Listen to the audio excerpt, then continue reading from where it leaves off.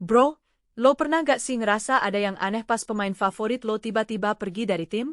Kayak lo udah support dia dari awal, terus tiba-tiba dia cabut gitu aja tanpa penjelasan yang jelas?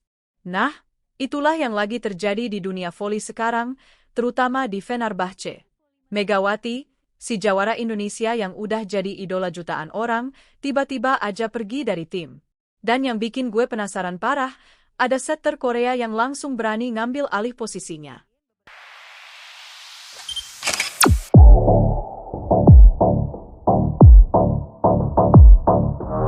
Gue mohon banget, bro, sebelum gue spill semua drama seru ini, bantu like video ini, subscribe channel 3 menit, dan jangan lupa drop komen kalian di bawah.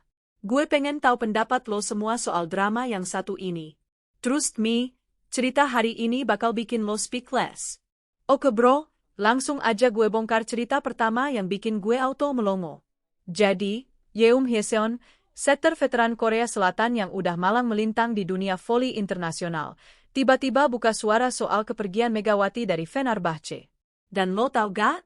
Dia dengan pedenya bilang siap banget mengambil peran yang lebih besar, bahkan sampai berani ngegantiin posisi Megawati sebagai motor serangan tim. Gila bro, bayangin aja. Megawati itu kan udah kayak legenda hidup di Fenerbahce. Dia yang selama ini jadi andalan utama, terus tiba-tiba ada yang berani ngambil alih begitu aja. Yeum bilang, saya tahu tanggung jawab ini besar, tapi saya tidak takut. Wah, confidence level dia tinggi banget dah. Gue salut sih sama keberanian dia, tapi jujur aja, gue juga penasaran apakah dia benar-benar bisa ngisi kekosongan yang ditinggalin Megawati. Yang bikin gue makin penasaran, ternyata ini bukan keputusan dadakan, bro. Yeung ngaku kalau dia secara langsung diminta sama pelatih Fenerbahce buat mengisi peran Megawati. Bayangin aja, meski mereka beda posisi, tapi Yeung disebut bakal jadi pengatur ritme utama tim dan lebih agresif dalam menyerang. Bukan soal posisi, ini soal peran, katanya dengan tegas. Anjir, statement yang bikin merinding ini. Jadi intinya, pelatih Fenerbahce kayaknya udah punya rencana matang buat transisi ini. Mereka gak cuma nyari pengganti biasa, tapi nyari seseorang yang bisa ngubah dinamika permainan tim secara keseluruhan. Dan pilihan mereka jatuh ke Yeum. Gue penasaran sih, apakah keputusan ini udah direncanain dari lama, atau emang situasinya memaksa mereka buat cepet-cepet cari solusi. Tapi yang bikin gue respect sama Yeum adalah attitude dia yang gak mau kalah begitu aja. Kehilangan Megawati yang notabene adalah pemain kunci, bukannya bikin dia down, malah bikin dia makin semangat. Dia justru menyatakan ambisi barunya buat membawa Fenerbahce tetap kompetitif. Kami harus bangkit, saya akan pastikan transisi ini berjalan mulus, ucap Yeum dalam sesi latihan terbuka. Bro, ini kayak nonton drama Korea tapi versi voli. Ada yang pergi, ada yang datang, ada ambisi baru, ada tekanan besar.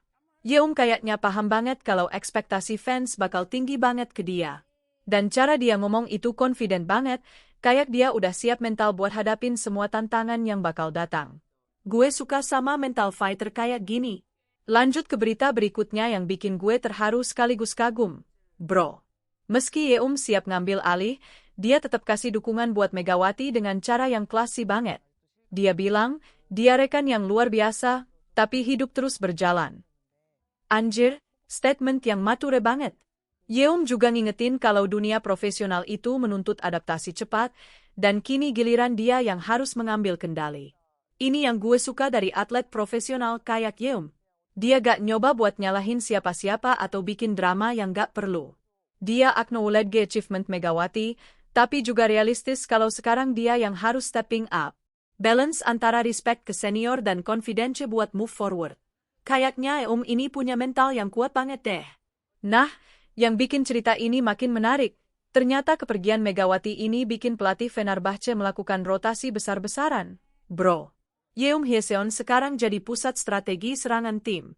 Asisten pelatih bilang, kami akan main lebih cepat, lebih fleksibel, dan Yeum punya kemampuan untuk itu.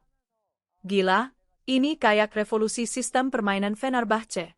Dari yang awalnya mungkin lebih bergantung ke style permainan Megawati, sekarang mereka mau coba approach yang berbeda. Lebih cepat, lebih fleksibel, ini kayaknya bakal jadi eksperimen yang seru banget buat ditonton.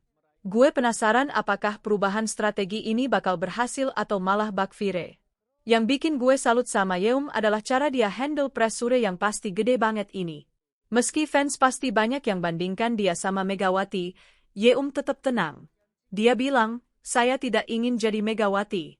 Saya akan jadi versi terbaik dari diri saya sendiri. Bro, ini quote yang powerful banget. Kayaknya Yeom udah paham banget kalau dia gak bisa dan gak perlu jadi copy-paste dari Megawati. Dia punya style sendiri, kelebihan sendiri, dan cara bermain sendiri. Dan yang dia lakuin adalah maksimize potensi dirinya sendiri, bukan nyoba jadi orang lain. Mindset kayak gini yang bikin atlet bisa survive di level tertinggi. Plus, dukungan fans Korea yang terus mengalir pasti ngebantu banget buat mental dia. Tapi gue gak mau bohong, bro. Pasti ada aja yang skeptis sama kemampuan Yeom buat ngegantiin Megawati. Banyak yang meragukan performa Fenerbahce setelah Megawati pergi. Tapi Yeom bertekad buat membungkam semua kritik itu. Tugas saya bukan hanya mengatur bola, tapi jadi pemimpin di lapangan, tegasnya dalam konferensi pers.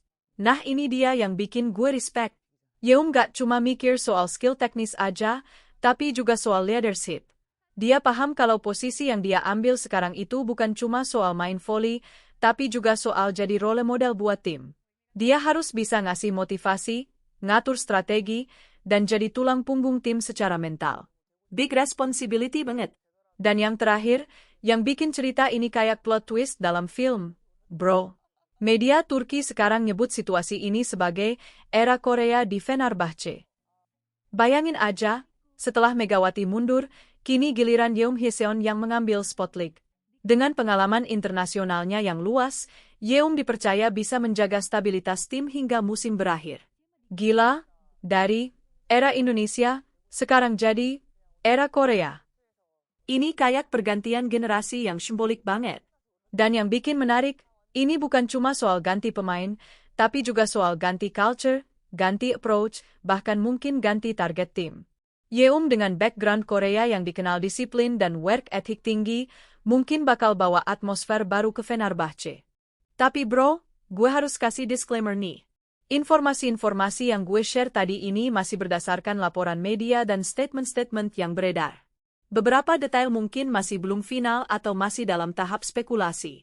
Jadi kalau lo mau tahu update terbaru, tetap pantau terus perkembangannya ya. Yang pasti, drama ini bakal seru banget buat diikutin. Yeom Hyeseon sekarang ada di posisi yang challenging banget. Dia harus ngebuktiin kalau dia bukan cuma pengganti sementara, tapi bisa jadi game changer buat Fenerbahce. Gue personally penasaran banget gimana performa dia di match-match berikutnya. Makasih banget udah nonton sampai selesai, bro. Gimana menurut lo? Apakah Yeom Hyeseon bakal berhasil ngisi kekosongan yang ditinggalin Megawati? Atau menurut lo ada yang janggal dari cerita ini? Drop komen kalian di bawah, gue pengen banget tahu perspektif lo semua. Jangan lupa subscribe channel 3 Menit biar kita bisa ngobrol lagi soal drama-drama seru di dunia volley. Hit that notification bell juga biar lo gak ketinggalan update terbaru. Sampai jumpa di video berikutnya, dan semoga cerita hari ini bikin hari lo lebih seru.